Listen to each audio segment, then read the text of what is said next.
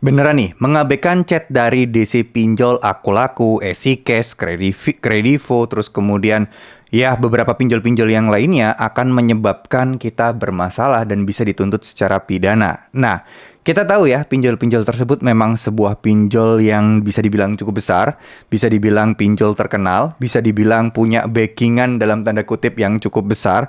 Tapi apakah mungkin ketika kita mengabaikan mereka, mendapatkan perlakuan khusus yaitu kita bisa dituntut secara pidana. Katanya ya mungkin dianggap kayak melarikan diri lah, tidak bertanggung jawab lah, dan lain sebagainya. Oke, jadi di sini saya tegaskan sekali lagi tidak ada perlakuan khusus dari mereka ya. Tidak ada perlakuan khusus ketika kita galbay pinjol di aplikasi pinjol tersebut. Aku Laku, Kredivo, EasyCash, terus kemudian Shopee dan lain sebagainya, ketika kalian mengabaikan DC atau tidak membalas chat WA dari DC tersebut, maka kalian akan dipidana. Itu tidak benar adanya.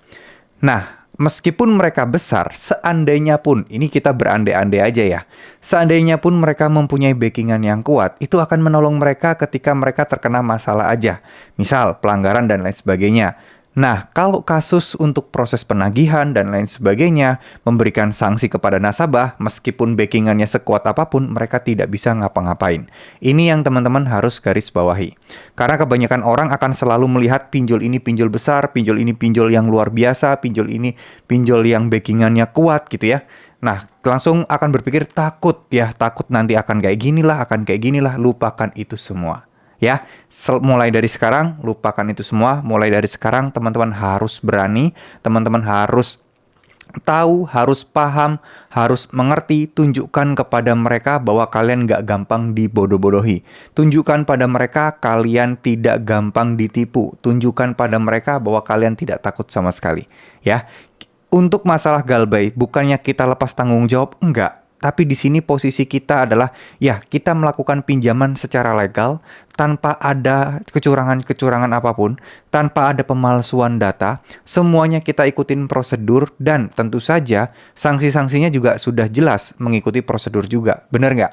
Nggak mungkin ya teman-teman, nggak mungkin, sekali lagi saya bilang nggak mungkin, masalah-masalah kayak ini menjadi besar hanya karena kalian tidak bisa membayar utangnya. Semua sanksi udah tertulis, semua sanksi udah detail banget dijelaskan. Dan intinya adalah kalian tidak akan kena masalah apapun, insya Allah, ketika teman-teman bermasalah. Saya cuma pesan satu, doanya dikencengin, ibadahnya dikencengin, pasrahkan semuanya sama Tuhan, karena 3 hal ini yang membuat mental kalian akan jadi kuat. Dan beberapa hal ini yang akan membuat DC males lagi nagih-nagih ke kalian, membuat DC pusing dan bingung harus ngapain ke kalian. Jadi intinya kita jadi orang cuek aja dulu, pasrahkan semuanya. Yang bisa menenangkan hal ini, menyelesaikan hal ini, cuman teman-teman aja. Percaya sama saya, insya Allah semuanya akan beres. Niatkan hati ingin menyelesaikannya. Meskipun saat ini kalian belum mampu dan kalian belum ada gambaran, yakin aja, insya Allah pasti bisa. Ya, terima kasih. Wassalamualaikum warahmatullahi wabarakatuh.